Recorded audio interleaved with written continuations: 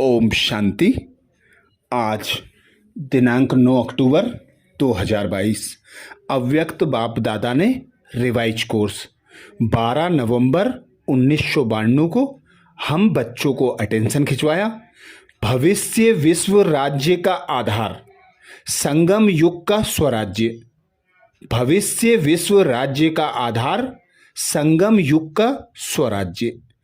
आज विश्व रचयिता बाप दादा अपने सर्व स्वराज्य अधिकारी बच्चों को देख रहे हैं। इस वर्तमान संगम युग के स्वराज्य अधिकारी और भविष्य में विश्व राज्य अधिकारी बनते हो, क्योंकि स्वराज्य से ही विश्व के राज्य का अधिकार प्राप्त होता है। इस समय के स्वराज्य की प्राप्ति का अनुभव भविष्य विश्व के राज्य से भी अति श्रेष्ठ अनुभव है। सारे ड्रामा के अंदर राज्य अधिकारी राज्य करते आते हैं। सबसे श्रेष्ठ पहला है स्वराज्य, जिसके आधार से आप स्वराज्य अधिकारी आत्माएं अनेक जन्म सतयुग त्रेता तक विश्व राज्य अधिकारी बनते हो। तो पहला है स्वराज्य, फिर आधा कल्प है विश्व राज्य अधिकार, और द्वापर से लेकर के राज्य तो होता ही है, लेकिन विश्व राज्य नहीं, स्टेट के राज्य राजाएं बनते हैं। सारे विश्व पर एक राज्य वह सिर्फ सतयुग में ही होता है। तो 3 प्रकार के राज्य सुनाए। राज्य अर्थात सर्व अधिकार की प्राप्ति, सतयुग त्रेता की राजनीति, द्वापर की राजनीति और सतयुग और संगम युग की स्वराज्य नीति, तीनों को अच्छी रीति से जानते हो। बाप दादा कहते सतयुग त्रेता की राजनीति, द्वापर की राजनीति और संगम युग की स्वराज्य नीति, तीनों को अच्छी रीति से जानते हो। संगम युग की राजनीति अर्थात हर एक ब्राह्मण आत्मा स्व का राज्य अधिकारी बनता है। हर एक राजयोगी है। सभी राजयोगी हो या प्रजायोगी हो? बाप दादा पूछते सभी राजयोगी हो या प्रजायोगी हो? राजयोगी हो ना? तो राजयोगी अर्थात राजा बनने वाले योगी। स्वराज्य अधिकारी आत्माओं की विशेष नीति है। जैसे राजा अपने सेवा के साथियों को, प्रजा को जैसा जो आर्डर करते हैं, उस आर्डर से उसी नीति प्रमाण साथी व प्रजा कार्य करते हैं। ऐसे आप स्वराज्य अधिकारी आत्माएं अपनी योग की शक्ति द्वारा हर कर्मेंद्रियों को जैसा आर्डर करती हो, वैसे हर कर्मेंद्री आपके आर्डर के अंदर चलती हैं। न सिर्फ यह स्थूल शरीर की सर्व कर्मेंद्रियां, लेकिन मन बुद्धि संस्कार भी आप स्वराज्य अधिकारी, आप राज्य अधिकारी आत्मा के डायरेक्शन प्रमाण चलते हैं। बाप दादा कहते न सिर्फ यह स्थूल शरीर की कर्मेंद्रियां, लेकिन मन बुद्धि संस्कार भी आप राज्य अधिकारी आत्मा के डायरेक्शन प्रमाण चलते। जब चाहो जैसे चाहो वैसे मन अर्थात संकल्प शक्ति को वहां स्थित कर सकते हो। अर्थात मन बुद्धि संस्कार के भी राज्य अधिकारी। संस्कारों के वश नहीं, लेकिन संस्कार को अपने वश में कर श्रेष्ठ नीति से कार्य में लगाते हो। श्रेष्ठ संस्कार प्रमाण संबंध संपर्क में आते हो। तो स्वराज्य की नीति है मन बुद्धि संस्कार और सर्व कर्मेंद्रियों के ऊपर स्व अर्थात आत्मा का अधिकार। अगर कोई कर्मेंद्रियां कभी आंख धोखा देती, कभी बोल धोखा देता, वाणी अर्थात मुख धोखा देता, संस्कार अपने कंट्रोल में नहीं रहते, तो उसको स्वराज्य अधिकारी नहीं कहेंगे। उसको कहेंगे स्वराज्य अधिकार के पुरुषार्थी। अधिकारी नहीं, लेकिन पुरुषार्थी।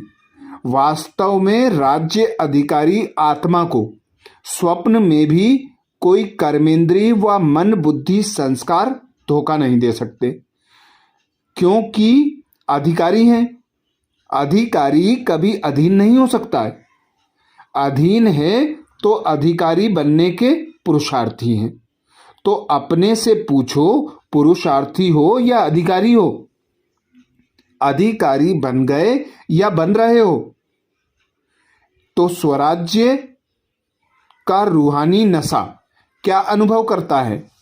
बाप दादा कहते तो स्वराज्य का रूहानी नशा क्या अनुभव कराता है? क्या बन जाते हो? बेफिक्र बादशाह, बेगमपुर के बादशाह। सबसे बड़े ते बड़ा बादशाह है बेफिक्र बादशाह, और सबसे बड़े ते बड़ा राज्य है बेगमपुर का राज्य। बेगमपुर के राज्य अधिकारी के आगे यह विश्व राज्य भी कुछ नहीं है। यह बेगमपुर के राज्य का अधिकार अति श्रेष्ठ और सुखमय है ही बेगम। तो बेगम का अनुभव है ना, या कभी कभी नीचे आ जाते हो? सदा रूहानी नशे में बेगमपुर के बादशाह हैं। इस अधिकार से रहो, नीचे नहीं आओ। देखो, आज कल के राज्य में भी अगर कोई कुर्सी पर है तो उसका अधिकार है, और कल कुर्सी से उतर जाता तो उसका अधिकार रहता है, साधारण बन जाता है। तो आप भी स्वराज्य के नशे में रहते हो, अकाल तख्त नसीन रहते हो। सभी के पास तख्त है ना, तो तख्त को छोड़ते क्यों हो? सदा तख्त नसीन रहो, रूहानी नशे में रहो। अकाल तख्त वह अमृतसर वाला अकाल तख्त नहीं, यह अकाल तख्त, यह अकाल तख्त सभी के पास है। तो अकाल तख्त नसीन स्वराज्य अधिकारी किसने बनाया? बाप ने हर ब्राह्मण बच्चे को तख्त नसीन राजा बना दिया है।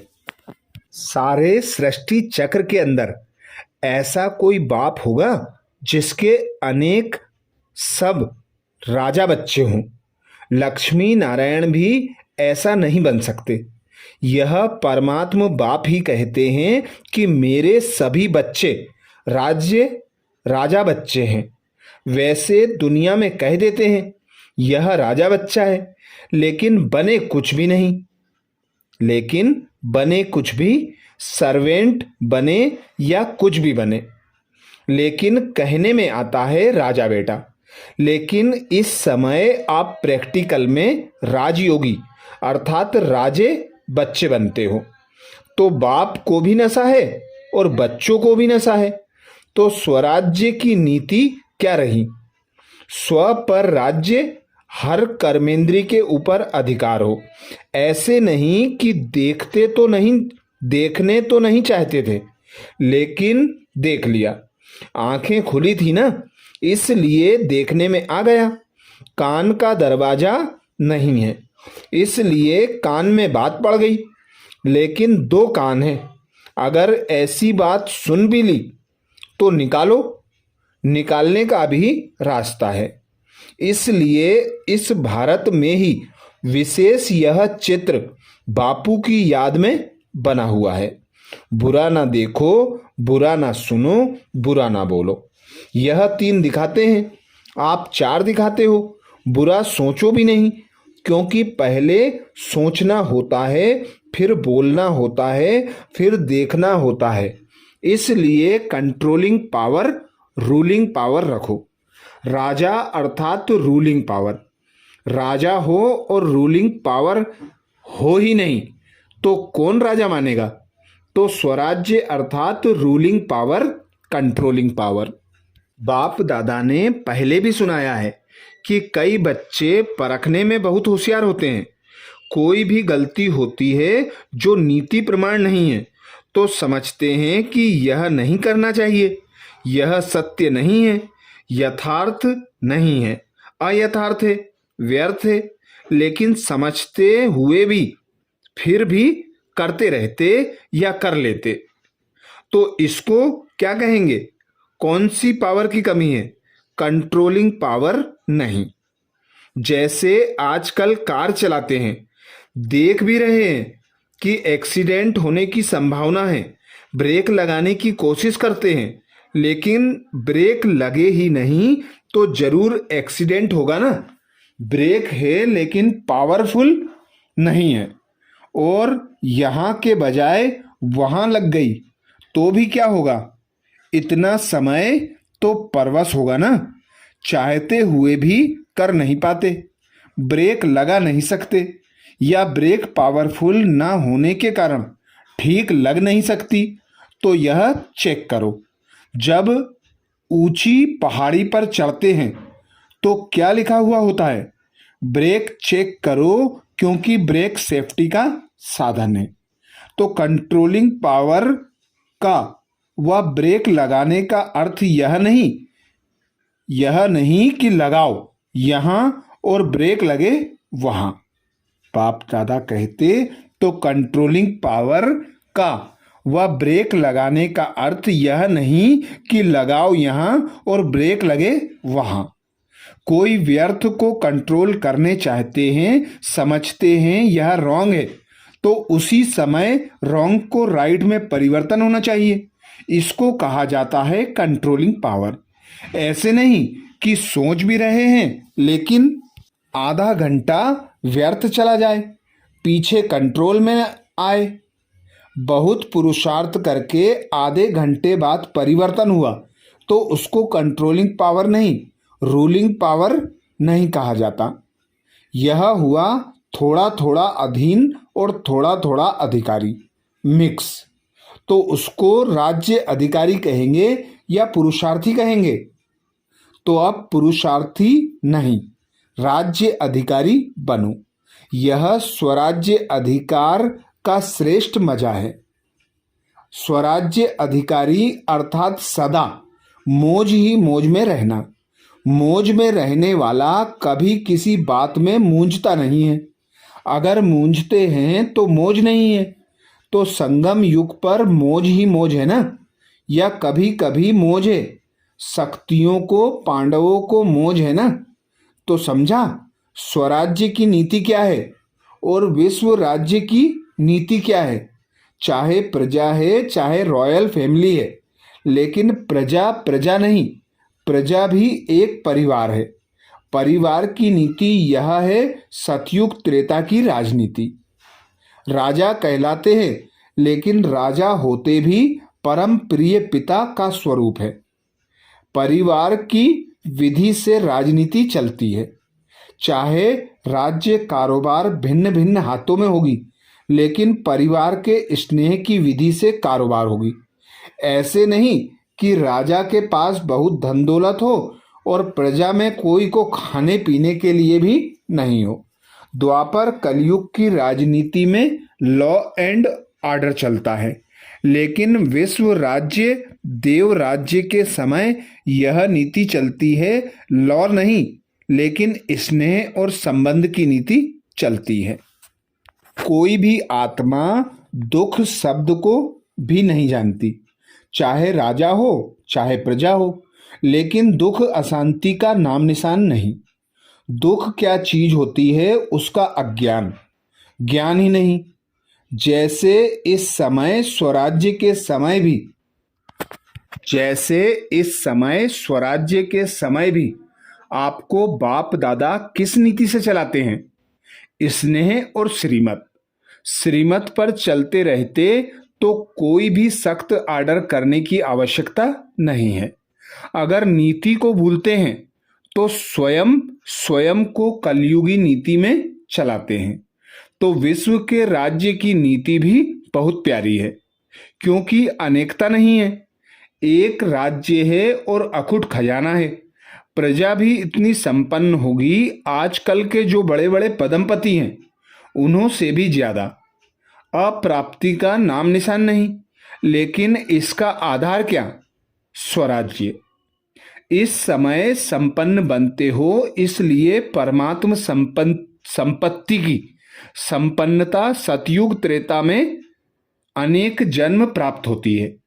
इसलिए कहा नंबर 1 राज्य है स्वराज्य, फिर है विश्व राज्य और तीसरा द्वापर कलयुग का अलग अलग स्टेज का राज्य।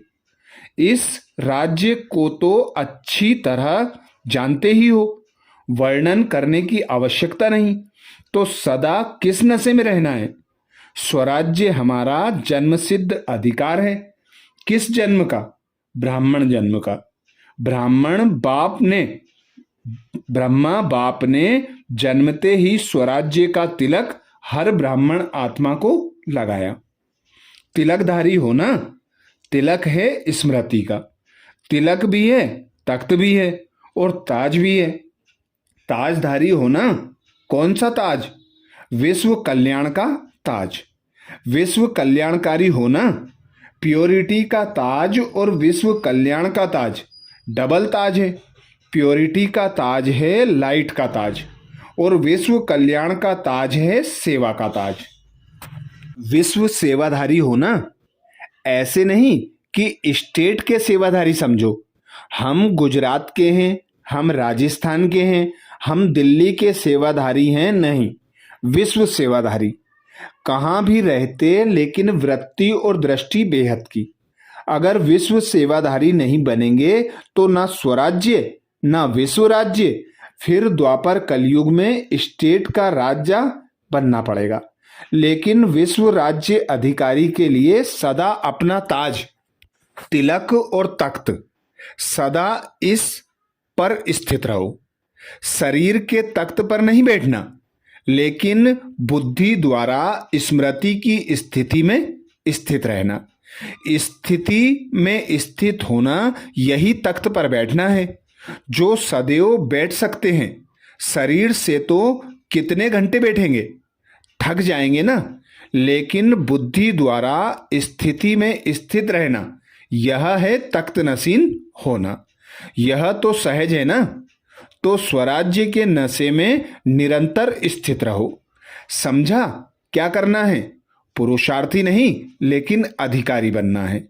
सभी ने मिलन मनाया ना, सभी भाग भाग कर आते हैं परमात्मा मिलन का मेला मनाने के लिए। तो मिलन मेले में आए हो ना। यह मेला लगता है या भीड़ लगती है? आराम है ना।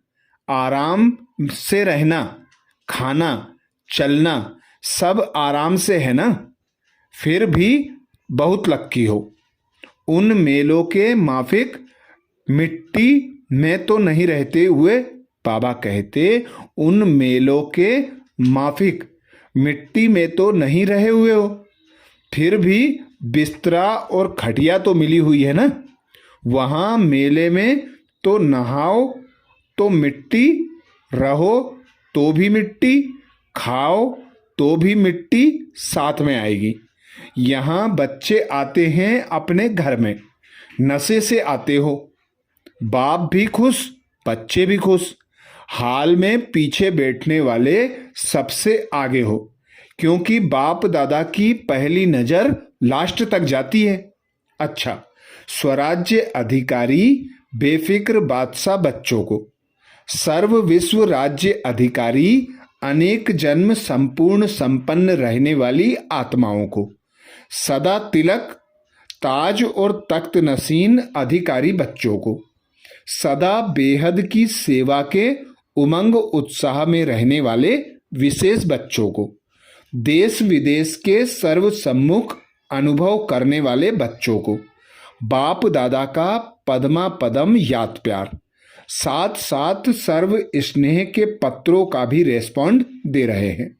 विदेश और देश दोनों अपने अपने विधि प्रमाण स्व के पुरुषार्थ में सिद्धि को प्राप्त कर रहे हैं और सेवा में भी सदा आगे बढ़ने के उत्साह में लगे हुए हैं।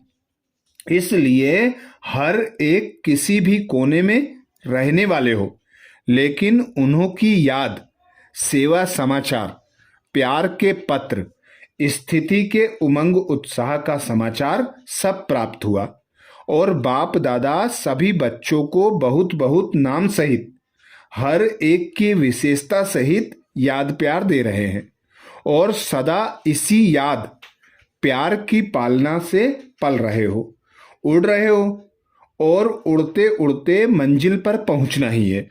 वह यह कहें कि पहुंचे हुए ही हो तो याद, प्यार और नमस्ते।